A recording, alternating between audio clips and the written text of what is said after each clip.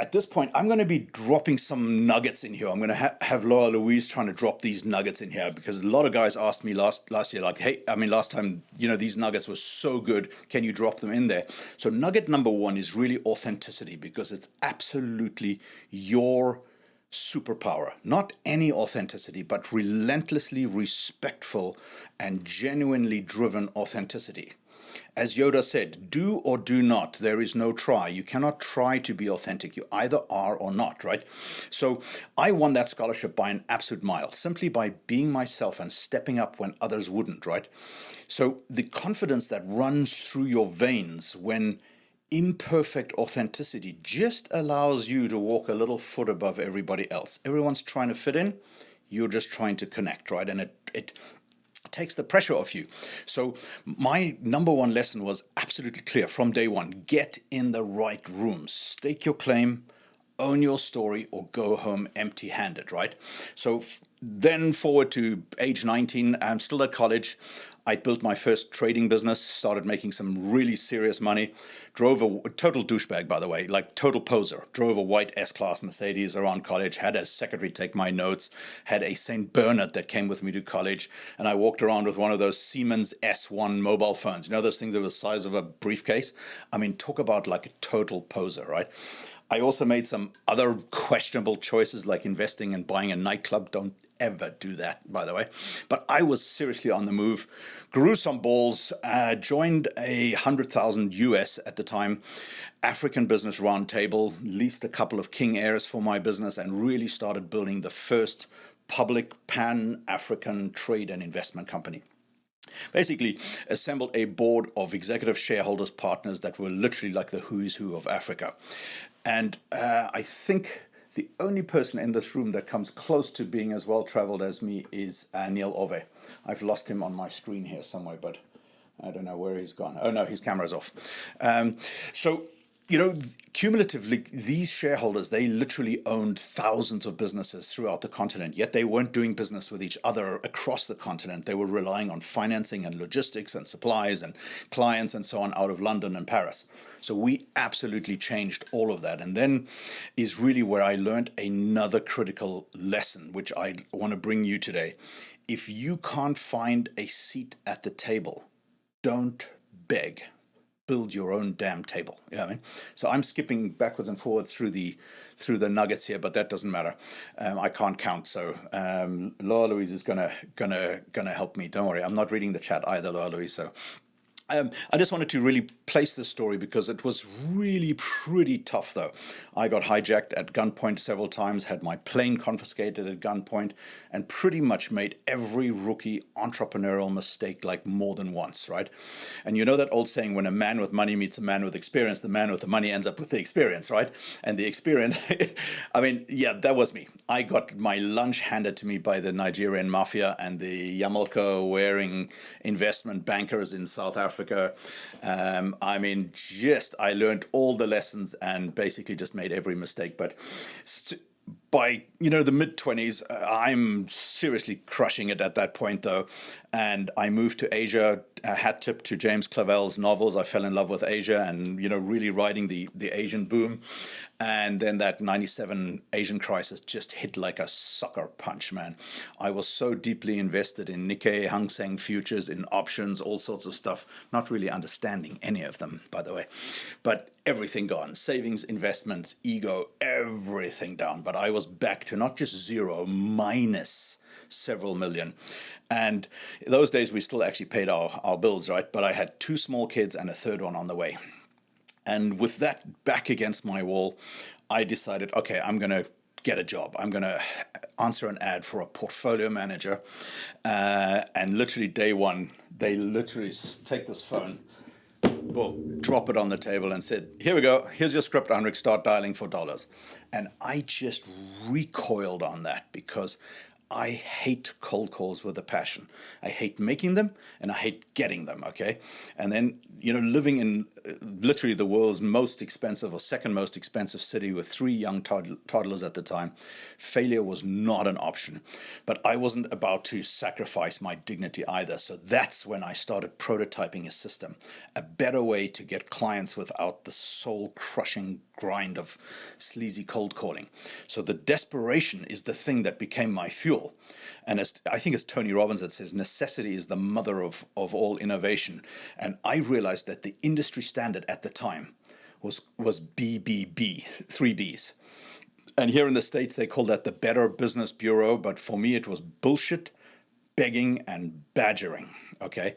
And I knew there had to be a better way. So I made the switch at the time to institutional managed futures, hedge funds, and basically started a life of a decade of 300 flights per year, literally in every airport on the planet, chasing opportunities, opening up new markets, just chasing every possible deal, but launching funds, building portfolios, and yes, raising hundreds of millions, but it worked, but it was brutal. So much nonsense, living on aeroplanes, whining, dining, entertaining clients, dealing with morons, difficult people, basically burning out because not of the workload. I love working. I ask Laura Louise. I'm happy 18 hours a day. I can punch it. You know what I mean?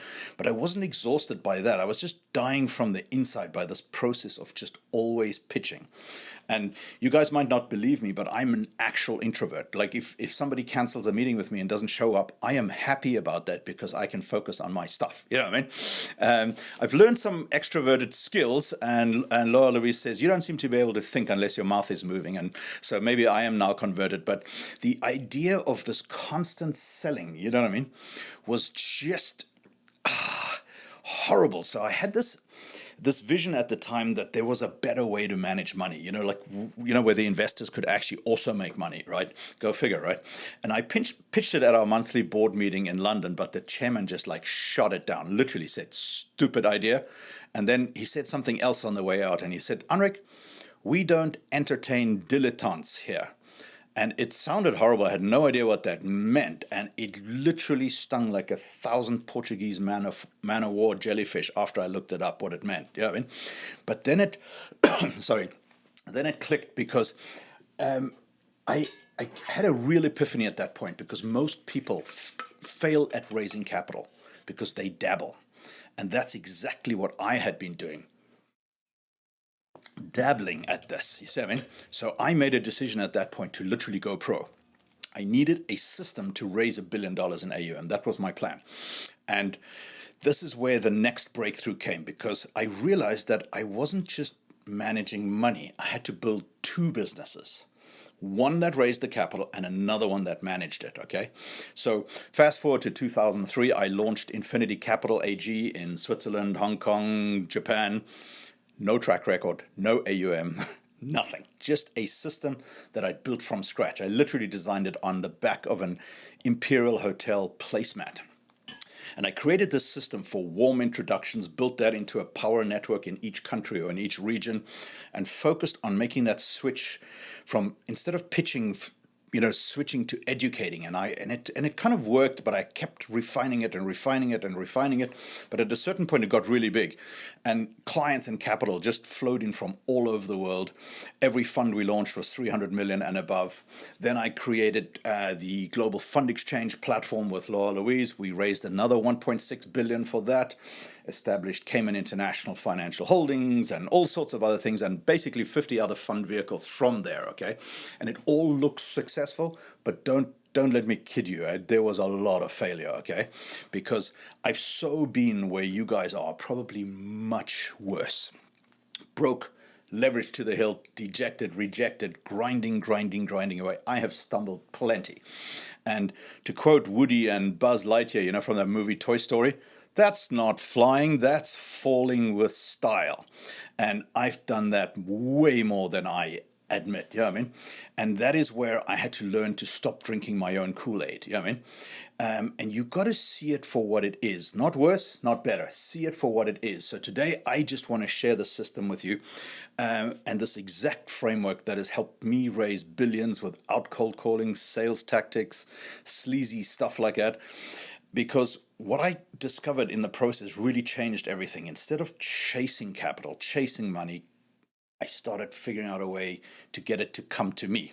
So I want to run through the next 45 minutes and really show you the whole system. So I got to ask you for three things real quickly, okay? Number one is, let me roll the dice, okay? And just tell it to you as it comes. Don't get offended. Colorful language, crazy long run-on sentences, yeah, I mean, as they go. And number two is to like use the whole time, okay, to run you through the system, because I don't want you leaving halfway and then missing the gems. I think that could actually be quite dangerous, because if you only get to see the challenges and the eggs that I've broken without getting the solution of the whole omelet, I think that won't serve you. So I'm here playing full out, and I really want to get the same from you guys, because that's the only way you get the full solution. And then the third favor that I'm asking is, like, let me do this because I want to practice inviting you guys to my next live event. Apparently, I totally suck at it. I normally just give people the hyperlink, but I totally suck at it. And so Laura Louise says, you got to practice that. So at the end of each section, there's only 4 sections. I want to use one sentence to invite you guys to my next live event, okay? So not only I can practice it, but for those of you that want to move forward can come. So is that cool with you guys?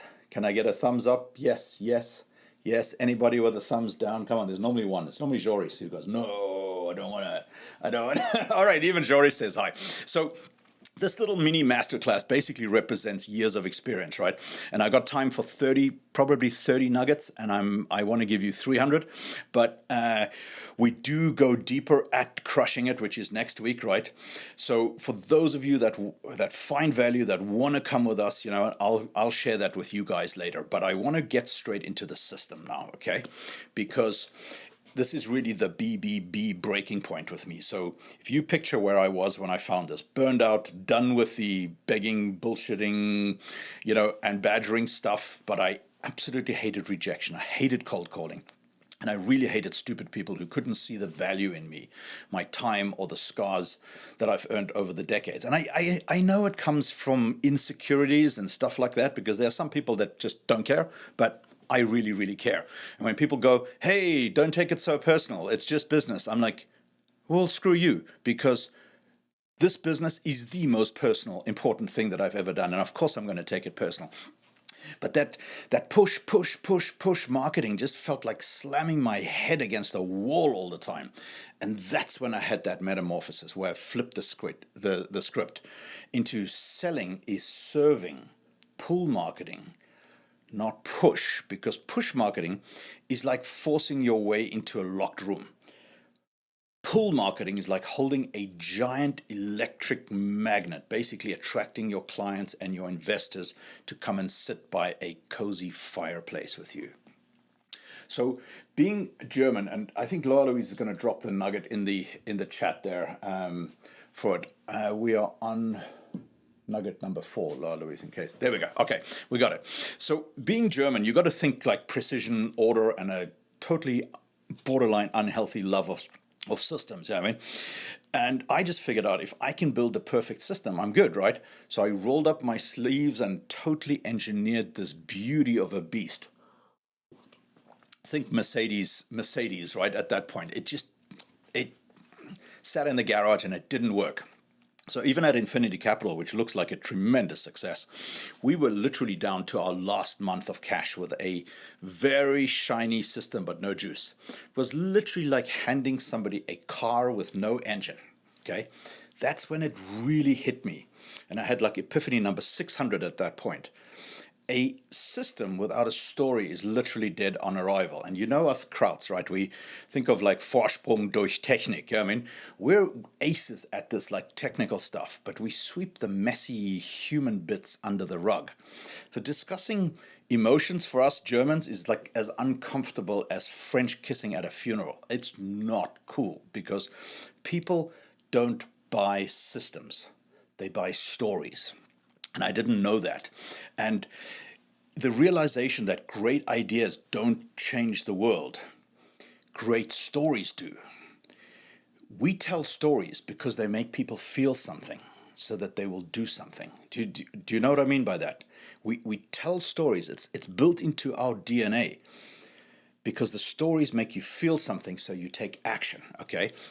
And that was really the kind of epic realization that I had that is now so logic, you know what I mean? So anyway, I did this total pivot. I dove really into the deep end of storytelling.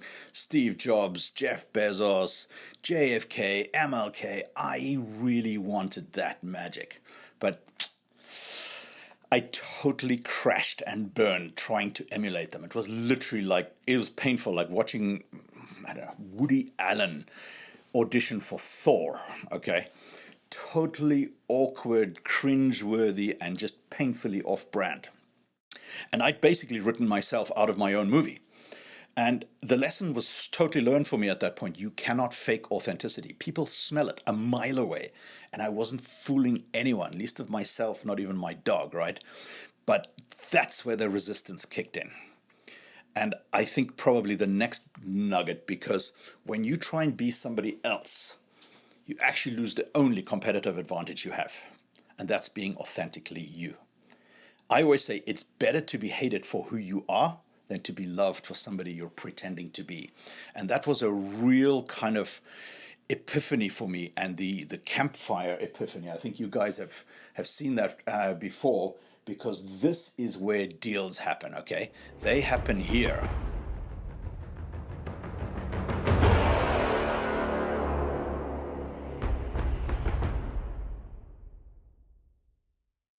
That is where deals happen. By the way, you can at all points use the dashboard. There's a whole bunch of emojis on the dashboard. So anytime you want to participate and get involved, you'll see the interactive emojis. They come up in the dashboard behind me. We use that for our events if we need to vote, get people to vote for things, or if people need a coffee break, or they need a cocktail break or something like that. I used to have like a middle finger one up there, but everybody just used that all day through the whole thing.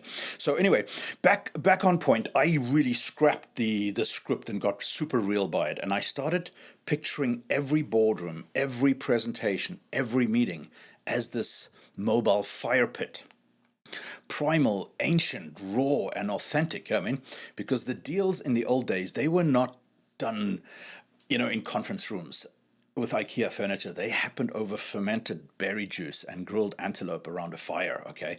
And that's what I started doing. Every deal I was in, I would imagine literally the flower bowl on the boardroom table, I would imagine that that's a fire pit. And I started leaning into me, unpolished, unedited, unfiltered, direct, a little quirky, a little weird, but suddenly people actually started leaning in and returning my calls.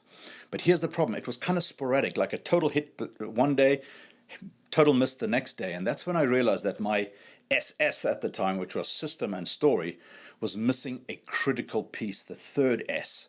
And that best way to explain that is like a car, right? Think of a car as the system. It needs an engine, which is the story, but it also needs a road, and it needs a GPS, and it needs a map, and it needs electronics, and that's really the strategy part.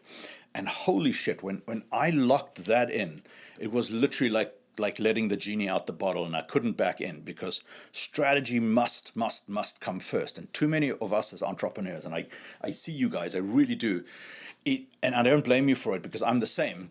We go straight to the shiny object, and we go straight into construction and building, and we don't get help with the primal thing that you need first, and that is strategy. Because when the macro is clear, the micro is easy. It's like you're telling the universe and everybody around you where to go. And without strategy, you can build the greatest tools, the greatest things. They just don't land. So for me, that really cemented the thing, and I now had the SSS, the S cube system. That's actually what I used to call it: strategy, system, and story. But Laura Louise actually brought the true genius in it today. And I know she's quiet here today. She's in the background because she wants me to get better at doing this. Okay, so she's letting me do it. But you got to think of the fourth S. It's actually sustenance or fuel, right? It's the mindset, the vision, the skills, and very crucially, the community. Because even without fuel, my favorite car, with 600 horsepower AMG turbo sitting in the garage just sits there. But when you stack those four S's together, strategy plus story plus system plus sustenance, now you've got essentially what we then developed further into the Magnum client and capital attraction framework, but it's still a mouthful. I'm going to come up with something better. It literally took a 35-year grind. I mean, 20 years of just doing it wrong, and then 15 years of perfecting it, of just eating humble pie, failure, rejection, iteration, to get to the point where it's actually raised billions, right? So that is the exact event that we teach at Crushing It. I mean, it's actually in my background all the time. It's literally what I run on. I cannot unthink it. I cannot unsee it, because it's how you turn that rejection and that constant push, push, push, and that chaos into clarity. You turn that push into a pull, and you learn how to weaponize your scars into a system that actually attracts clients and capital, because now it's authentic. Now it feels right. Okay. So how was that for the pitch? Only 6 minutes over time. Because I want to move into, now that we've established that framework, into what's actually stopping you from implementing it. Because this all looks easy on a book. This looks great on paper. But in order to do it, you find something called the resistance, okay? And I've known it for years. I never knew how to actually put it into words until I read this guy, The War of Art by Stephen Pressfield. And he really helped me with this. So I totally want to give him credit for all of that. Because if you're a founder, a portfolio manager, business owner, entrepreneur, I deal with a lot of asset managers, private equity, venture capital type guys. You've whispered one of these lines to yourself. Oh, okay, I can hire somebody to raise capital for me. I'm too busy with like the actual real work. My track record should do the talking. I'm the best, short seller on the planet, or whatever. Or most of us, like, I'm not a salesperson. It's literally the one I hear the most. I suck at marketing. Okay, mine when I started was just I suck. Full stop. There wasn't. I didn't even qualify it. But these are not just thoughts. They're actually chains that just keep you stuck, and they keep you dabbling whilst the big dogs raise all the money. I mean, literally, Vanguard, BlackRock, they raise 97% of all the money, right? But they keep you stuck and dabbling, running from meeting to meeting to meeting, because as amateurs, we hide behind these beliefs, right? We think that they're a shield. And the pros, they just smash them. They know that they're just excuses by the resistance, right? So, really do want to credit Stephen for this, because he calls this enemy the resistance. And that's the term I'm going to use carrying forward, okay? Because it's a voice that's always in you that tells you to stay small, to stay safe, to stay scared, okay? Because it pushes you into fear, which is a reaction, versus courage basically being a daily decision, okay? So the professional knows that fear can never be overcome. You just have to go through it anyway. And once I realized that, I had the next breakthrough that I really want to share with you guys today. And it's really big, and we do a big chapter on this at Crushing It, because you need to essentially commit to becoming the person that you need to become, if that makes sense. Commit to becoming the person that you need to be in order to yield the life that you want and deserve. Okay, so it's because we coach a lot of big entrepreneurs, and they all have trouble with the same thing. Okay, they're like, okay, I need to find my why. I need to find this thing. You know what I mean? And when you focus on who it is that you need to become in order to yield the life that you want and deserve, everything gets so much easier. So even then, if you now reverse engineer those internal beliefs, right, where people go, oh, I can hire somebody else to raise capital for me, right? So you start thinking, I'm an analyst, a CEO, I'm a portfolio manager, I'm a serious guy, I'm not a pitch man, I can hire a marketer to do that, right? And it's the obvious choice. I mean, I literally had a meeting with somebody last week who's doing that, and I'm like, no, only you can do that. You see what I mean? because it's just a total disaster. I actually tried it at Infinity. I brought in a guy with a fancy Rolex and a PowerPoint, and they just totally flopped because investors don't buy your fund. They don't buy your thing. They buy you, your story, how you found it, your grit, your vision, all of that. So a proxy in a Hugo Boss suit with a Rolex and a PowerPoint cannot fake that, okay? So the next nugget I want to leave you with is that outsourcing, that delegation and procrastination is basically just fear in a fancy suit. You don't want to do it because it feels uncomfortable, so you want to go and delegate it, right? But you cannot delegate your soul away like that. Okay, you can go and replicate it later, and we'll get to that.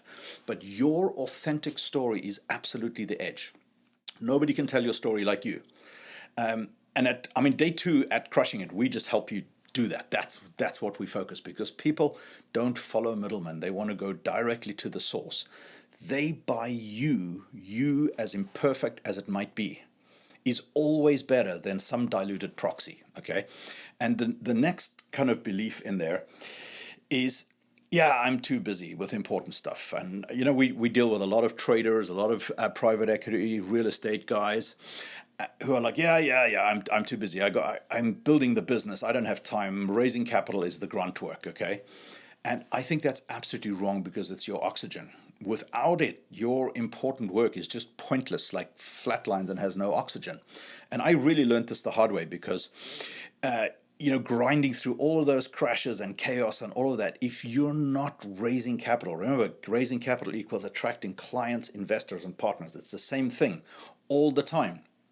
You're not building, you're not growing, you're just surviving. And the pros basically think of it as a life skill. You learn this skill, and it is an essential thing that nobody can ever take away from you. So the professional nugget in here is essentially that the pros dedicate themselves to be a master of that technique as a life skill, to be in full possession of that arsenal of skills when inspiration does come. And I think Laura Louise and I, we were at Russell Brunson's mastermind, and this really hit home for me, because I realized my own shortcomings. Because some people are sitting on a level 10 opportunity, but they have level 2 skills. And that's a tragedy. It really is a tragedy, because learning to attract capital, clients, investors, partners, call it whatever you want, using your authentic voice is a critical level 10 skill that I think should be in everybody's arsenal. And I want to leave you with that point. Lolo, remember Joachim Gottschalk? He taught me that lesson so nice. He used to run a big business in Switzerland called Gotex, and I had put 15 million into the fund, and got up to his chalet and was invited for coffee and drinks. And as I walk in, he shakes my hand and he goes, Mr. Blood, thank you for the first installment. And I'm like, my mouth just opened up, because he was a pro. He was always raising his next. He wasn't waiting for some Series A, Series B, whatever. Always raising. So let me stay on track here, because belief number 3, if my memory serves me right, is really about your track record. So many people try and, what it says on the bottom of every financial thing, past performance is no guide to future results. Read the friggin' thing, because people use track record and they think they can use track record. So you've got these great returns, you've got the wonderful pitch book, you've got these amazing statistics on your fact sheets that just like scream success. But you ask, why aren't investors falling for that? Why aren't they knocking on your door? Back to this point, numbers don't move people, stories do. And I own that. I used to bury my prospect in 112-page techno-babble slide decks, basically. I have PowerPoint skills that will blow your socks off, okay? But who cares? Because people zone out and they ignored my follow-up call. But when I switched to this strategy first, plus story framework, sharing my insights, sharing my visions, my lessons, and I learned how to weaponize my scar tissue, not hide from it, and not hide behind statistics. They absolutely leaned in, because numbers are just noise without a narrative. Facts inform, statistics deceive, but stories inspire emotion, and emotion triggers action. So if you get one takeaway from that today, just just write that one down. But Laura Louise will drop it in there. Thank you for doing that, by the way. I am a terrible multitasker. I don't seem to stay on point if I need to do three things at once. So the exercise that you're going to get this by email, by the way. You're going to get the nuggets by email and this exercise by email. But maybe Laura Louise can drop it in the chat. There's a little 5-step exercise that you can run every day, and it will help you tremendously, because if in step 1 you basically name the beast, you write down one belief that's holding you back from raising capital. Okay, so maybe it's like, I'm not charismatic enough, English is not my mother tongue, I don't have time, I'm too introverted. Be honest, like seriously, it's just you and the page, right? My version of that was, I suck, full stop. Right? Then in step 2, you count the cost. What is this belief actually costing me? And this is the only hard part, because how much capital, how many clients are you missing? You see what I mean? Who is passing you by? What has it cost you? Like seriously, get real on that. The numbers, the deals, the dreams on the line, the things that you've broken, the relationships you've ruined, all of that kind of stuff, the first impressions you've blown through. This is the only hard part. You've got to get really real and say, what has this cost me? Because then in step 3, you can imagine the flip, where you say, okay, if I crush this one belief, like for me, that was the I suck belief, okay? What would change? And you have to actually visually do that. And we do these exercises in much greater depth, but I just wanted to introduce you to it so you can get started on this.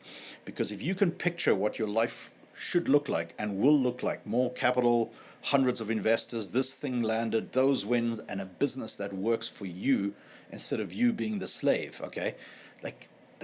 One big breakthrough that we had with people is like, okay, so what's possible if you stop hiding?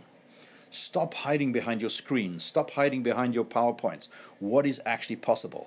Because then in step 4, you just take one swing. Just one swing. You pick one action that challenges that belief.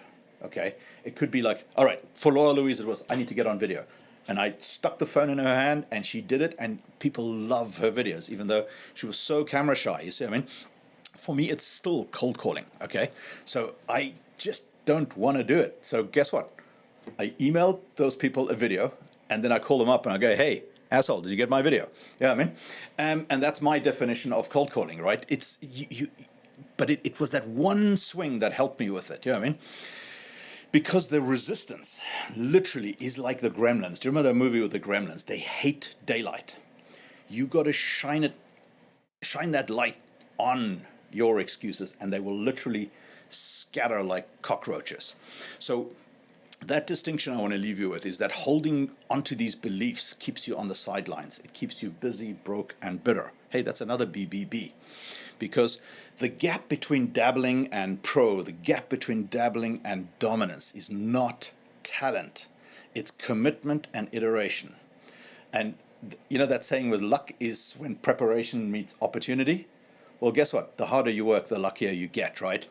And my philosophy completely changed of that BBB. Bullshit, begging, and badgering keeps you busy, broke, and bitter. Okay, I should trademark that. Don't stay stuck in the BBB, because if you want to obliterate those beliefs, you make one decision today, just one, to go pro and face the resistance head on, because commitment comes first. Repetition brings iteration, right? Iteration brings mastery. Mastery yields results and starts feeding the machine. So, once you've dug through these internal kind of junk stories, the stories that you tell yourself, basically, they keep you stuck. Laura Louise actually calls it at Crushing It. She does a workshop on this. That's amazing, called, benevolent sabotage or backstabbing. It's where you're basically backstabbing yourself. But it's the messy part, because those inner doubts, they don't just sit there alone by themselves.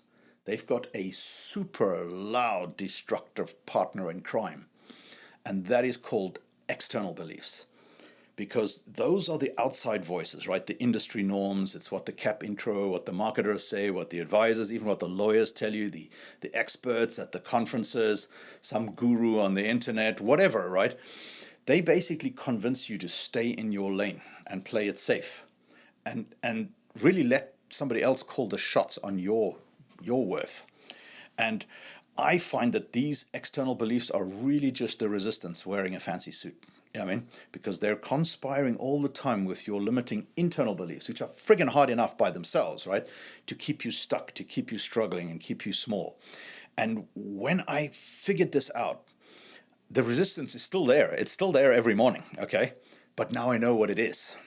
So if you think about, the usual suspects in our industry, right? And I'm just going for the asset management industry. You've got all of these cap intro third party marketers running around with their very stale lists, right? And their glossy fact sheets. And a couple of them might be pros, but most of them, no. Like retired guys, slick talkers with zero skin in the games. They're not out to build your empire for you. They're out to cash a retainer check. And the same thing goes for those like bullshit artists that sell you those. I don't know who's ever bought one of those $25,000 picks and shovels. They're called like deal room software and investor clubs. Right now it's like all the family offices stuff. I mean, family offices are a bunch of fund of funds and marketers that are all running around trying to sell shit to each other. Yeah, I mean, I have spent hundreds of thousands on investor clubs in my career, right? And I think it's just awful because you sign up, you get into these groups, you pay lots of money, and like after 8 months, you realize, hey, listen, it's just a bunch of marketers essentially carrying business cards from Vistaprint that say family office. These are not family offices, right? And it's the external beliefs that conspire with your internal ones, and then without realizing it, suddenly you're convincing yourself that you don't deserve more. And that's why people are still dabbling instead of dominating. And it creates this fire extinguisher effect, right? Because those repeated no's that you get from gatekeepers or investors or, that stale advice that you get, the constant pressure to fit in, it's like a fire extinguisher on your great dreams, right? So you start with a vision, of raising millions, billions, and building something super epic. But after enough rejection, enough pushback, you shrink. And you go, maybe my AUM is too small. Maybe I should stay in my lane. That's not strategy. That's surrender, right? And that's why I always bring this back to cold calling pain. Dialing unsuspecting strangers, like eating no's like it's M&Ms and feeling that sting of rejection all the time. They literally can grind down almost anyone. Because it's not just the no. It's this like soul crushing monotony of like pitching into this void. It's like a bad burrito coming out at 3 a.m. trying to get back out of your body. Trust me, I know how that feels. Okay. So you got to term this something different, call it something else, because rejection is not a verdict. It's like this progress milestone, like on the way to crushing it. And you should not let that diminish you. And this is what I did. I systematized it into iteration. That's how I dealt with it, because I had to get over myself. I had to learn the way. I had no choice, and by creating the systems, I really learned how to deal with this stuff. Because my big beef was always these people that left swipe you. You know what I mean? It's like, I'll get back to you. I'll get back to you. Yeah, put us on the list. Send us your stuff. I'll get back to you. No. It's literally polite institutional, talk for like, you didn't impress me. I'm not interested, or I can't buy you. It's this slow bleed that basically leaves you hanging and deceived into busyness and thinking that you actually have a shot.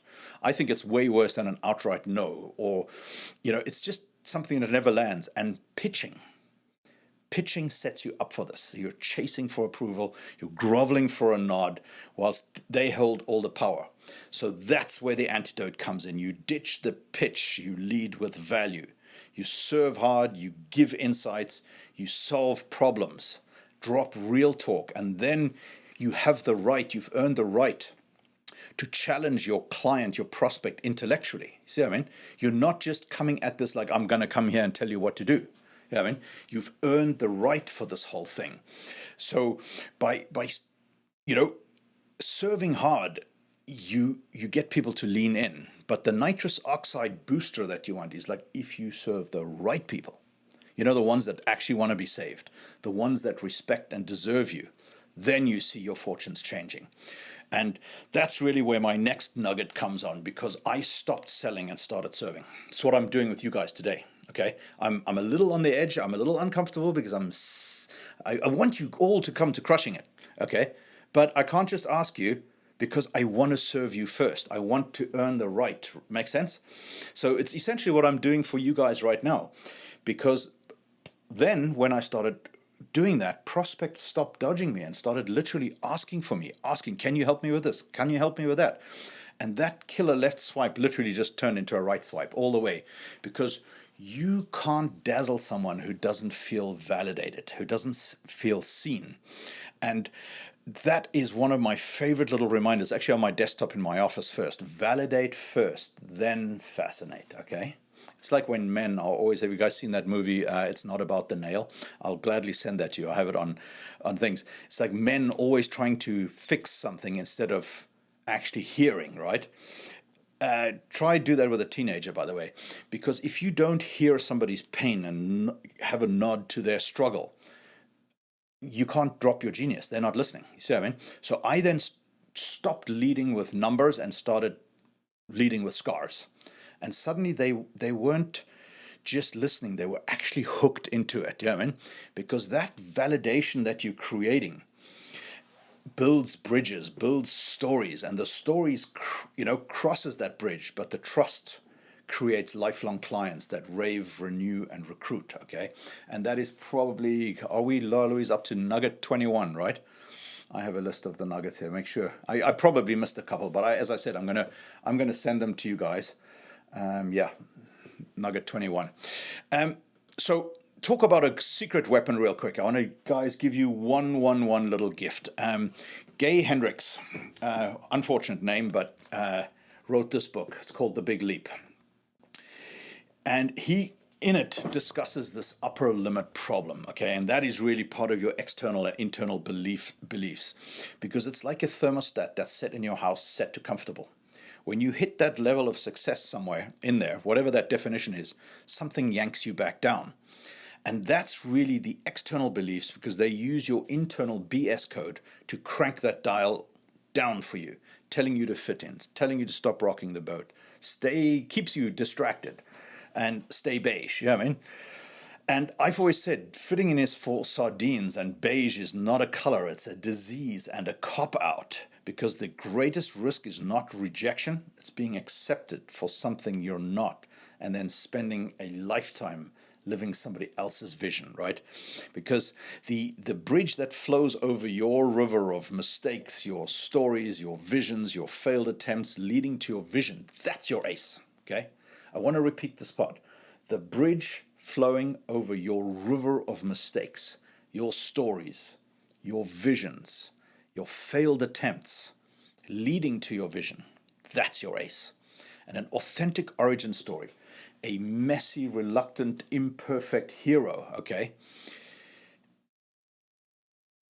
who's crawled over glass, who's climbed over that impossible wall, that is bridged to a powerful vision, is literally how you break free and you turn struggling into real money. So I want to quote a little piece out of my all-time favorite book. Actually, it's Og Mandino's The Greatest Salesman on Earth. And I have it memorized, printed on my brain. I will persist until I succeed. I was not delivered into this world in defeat, nor does failure course in my veins. I am not a sheep waiting to be prodded by my shepherd. I am a lion, and I refuse to talk, to walk, to sleep with the sheep. The slaughterhouse of failure is not my destiny. And I bring this up because when I first read those words, it kind of didn't register. But then once I read it again after enough failure under my belt, it absolutely lit a fire in me that you can see from space. Because then I realized what I'm here to do. Make sense? You know that saying, like, two most important days in a man's life is when he's born, and the other one is when he figures out what he's done, you know, and blah, blah, blah. It's like self-help guru talk, you know what I mean? But it actually dropped in because I realized I'm not here to walk with the sheep. But there's a lot of lions out there that don't know they are lions or how to actually be a lion. And as a Leo, I got a heads up on that one. But someone told these people to be a sheep. So I literally have, my calling is I'm going to serve my guts out to help them to be lions. And in that process, my epiphany bridge was not pretty. It's still not pretty, but it built something real, because that story is not a weakness. It's the fire that pulls in your human capital. And that's why I'm urging you, go all in on you. If you need help crafting it into a magnet, we'll help you. But make a decision to go all in and be super careful who you let speak into your microphone. The irony is not lost that I'm talking to you in a microphone right now, but be careful who you let speak into your microphone, because those external voices, mentors, peers, doubters, wankers, but often it's the people close to you, in your family, right next to you. They can drown out your vision with their play it safe noise. Are you sure you want to do that? Yeah, I mean, and you got to realize that most people are just building financial castles on emotional quicksand, right? So strategy without sustenance is just sophisticated starvation. And that's where we developed that 4S framework, because that framework actually needs all four of those S's to be strong. We literally have built that framework through blood and grit. I mean, that sounds a little dramatic, but I want to hand you the ball, because this is the exact formula that we unpack at Crushing It, but not just in an hour. I mean, it takes 3 days to create this transformation.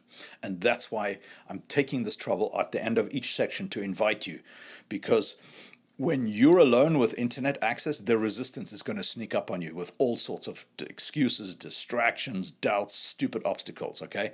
And that is why I'm just wholeheartedly inviting you guys to come and join us at Crushing It, because I think it's the best thing that you can do to kickstart and literally create that transformation. So I wanted to be really respectful of your time and try and get better at this. So I want to wrap this up shortly, because what I've shared today, I think, is just the tip of the iceberg, okay? In our 3-day Crushing It event, we go much deeper into each of those elements, right? So day one, strategy masterclass. We map out your client capital attraction strategy, profit through line, who your right fit client is, who your wrong fit client is. We build a value ladder, all of that kind of stuff, because it's a strategy masterclass all by itself. You walk away with this roadmap as long as you do it. Yeah, I mean, we end up day one normally with a VIP cocktail party in one of these digital bars. It's super fun. And the connections that are made are just amazing. I really love it. That's kind of why I do it. Day two, story creation. Okay, this is all about creating your authentic and compelling signature story and participating in our storytelling clinic, because we essentially help you create an escalator pitch, which is very different from an elevator pitch, because you shouldn't buy shit from people in an elevator. That's weird, right? But on an escalator, you can get to know people and you earn the right. So you have a 30-second earn the right to go deeper for 3 minutes, and that 3 minutes is really your origin story epiphany bridge, and then that earns you the right for the 30-minute thing. I mean, so we literally do that with you guys. And I think Dan is here today, right? Dan Taylor. Where is he? I saw him earlier. Maybe he's in Zoom. Oh yeah, there. Okay, he's says VIP behind him. So Dan has agreed. He used to struggle with this stuff terribly, and he has mastered it. I mean, he has really come so far. So we're going to put Dan in the laser coaching hot seat. And he's at the point now where he's, raised 100 million pounds and above, and he's now on his way to 1 billion. So it's going to be a really great exercise in the hot seat laser coaching. Dan is a very, very generous guy. Seriously, comes to all of our events, came to Cabo San Lucas with us last week. I mean, just wonderful. And he has learned a lot, and he really is going to share. So we're gonna do that in the hot seat laser coaching, and put a couple of other people on the thing. And because day 3 is all about systems, where we take the strategy plus the story and we build a system. This is actually a funnel building, masterclass, because that's where the rubber meets the road. Yeah, I mean, and we actually build those things to get your story in front of the right fit clients, the right investors, in the right iterations, in the right frequency. You know what I mean? But throughout all of those days, the sustenance, the fuel, the mindset, all of that stuff runs through everything. Okay, so that was my big invitation for you guys. I'm still asking people to do things doesn't come naturally to me. I mean, telling people what to do is much easier. So Anyway, I did want to invite you guys for it because we're doing this. We're iterating like crazy. We're making it better all the time. I have a couple of seats left on my first 25 is the coupon name. I don't know why I called it that. Friends and family, that gets you 80% off that, and it's seriously less than a dinner out, right? But it's a real masterclass, the whole thing, because it's just designed for people who are done with this whole BBB approach, and they're ready for something that really works.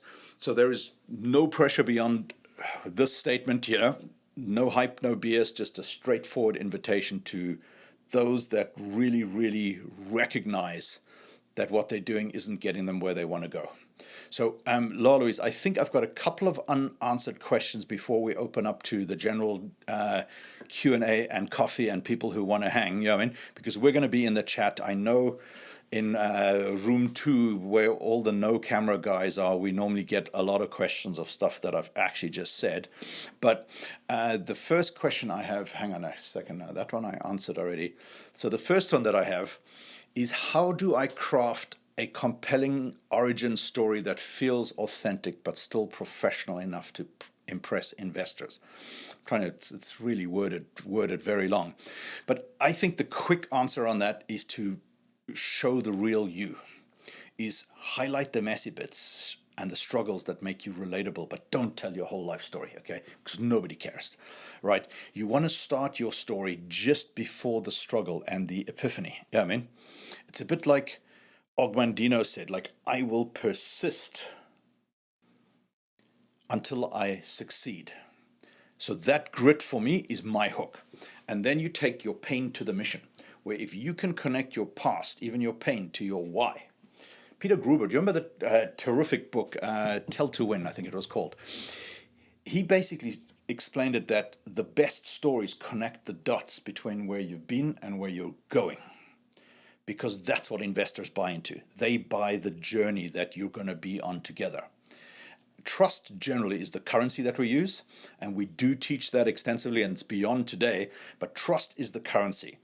And then I think point number 3 on that answer is that you can't really get it to land without a mirror, and that's why we do it in our live things. It's not a webinar, it's live sessions, breakout sessions. Everybody works on it, then you get feedback instantaneously. Because if everyone is refining their story live and keeping it real and sharp and not letting people overthink it, just like a jar, like this guy here, my smoke show bottle, it can't read its own label. All of us are too close to see our own blind spots, and people who don't know you can actually help you nail it better than a paid consultant, in my experience. The biggest challenge, by the way, is keeping it short, like Oscar Wilde said. It should be just like a lady's dress, long enough to cover the essentials and short enough to keep it interesting. Anyway, let me move on to question 2. Thank you for submitting that, by the way. I just created that last week, the question, ask a question button on the dashboard. So it's actually working quite nicely. So here is a question. I need to increase the font size of that, but how can I overcome the fear of rejection when reaching out to potential investors or clients? How can I overcome the fear of rejection when reaching out to potential investors and clients? And Lola Louise, feel free to jump in here afterwards. But I would say number 1 is to reframe your rejection as progress, because every no, number 1, is a step closer to yes, and it's not personal, right? And as Napoleon Hill said, every adversity carries with it the seed of an equal or greater benefit, right? So I've been so ghosted and laughed at, it just sucks. But it made me sharper, because fear shrinks away when you see the rejection as data, not as defeat, and you've created a system. So then I think aspect number 2 is that you lead with service. Focus on solving their problems, not pitching yourself. Tony Robbins kind of nailed it with, the only way you get what you want is to help enough other people get what they want, right? When you're helping, rejection doesn't feel like a slap. It feels more like a refinement of approach, or that your message was wrong. It's not a rejection of you. And then point number 3, obviously, step into the right rooms. Okay, you don't beat fear alone. You need a crew that's been there. I mean, we do that at Crushing It great. Where we put people together in rooms of people who are similar but different in that sense to help you push through it and build your sustenance, your mindset, your support. I mean, because the rejection has to become fuel, not a roadblock. And it really, really works well. But when you can't, that's what Dan said, you can't see your own blind spots. I mean? So, don't go solo on that whole thing. So let me think real quickly. Oh, yeah, I've got one more, Laura Louise. Can you share a specific example of how the SSS framework has helped someone in asset management or similar field? I think Dan, seeing as Dan Taylor is here, Dan is the best example on this because he's basically developed his own framework, his own voice to raise 100 million in 2 years because his story has hooked investors. And then he's built systems and he's scaling fast and his strategy has really hit those untapped market and nailed down his right fit client. And it was like you could see the lights go off and how everything with Dan changed. Yeah, I mean, but he is such a great believer in self-development and that sustenance, that fuel component. I mean, I love it. He is literally in every event that we offer, and he's there sometimes with a glass of wine, sometimes with his wife, but he's always there, and I really, really love it. So you're going to meet Dan next week. Second example is probably my own experience with Infinity Capital, because I literally built that system from scratch, like a Tony Stark Iron Man prototype in a cave. I mean, because that was the first of the Magnum client and capital attraction framework. No track record, no AUM, no nothing, just a napkin story, right? And the Napoleon Hill thing that used to literally be on my dashboard on above my computer was effort only fully releases its reward after a person refuses to quit. So my framework is literally that same effort just made smarter and put it in a system. And that's the way I kind of hacked myself and broke that internal external resistance that I kept having, because your authentic voice, once it is encapsulated in a proper story that people can nobody's going to listen to 30 minutes of a presentation. Don't ask people to jump on a 15-minute Zoom call. Don't do that, because you're just giving it all away. You haven't earned the right yet. You see what I mean? So creating these systems is super important, and that's why we added day 3 to Crushing It. I mean, because you've got to get that message in small doses into in front of those clients and get them. And I can't pronounce it, but the Bhagavad Gita, I think it's called, that it's a first century Hindu script that says you have the right to your work, but not the right to the fruits of your work. That really hit home with me in a big way, because I was always so focused on the outcome. We're supposed to get the outcome and the outcome and the outcome. I'm like, no, it's the work, it's the joy, it's the system that I created, because once that lights you up, and the focus becomes on the journey and the progression, and people buy into that rather than trying, this guy is here to sell me something, right? This guy is here to sell me something. And then when you systematize your signature story and you get it in front of your right fit client, boom, it just absolutely nails. So I think that's it for the formal questions. Thank you very, very much. I really do appreciate it.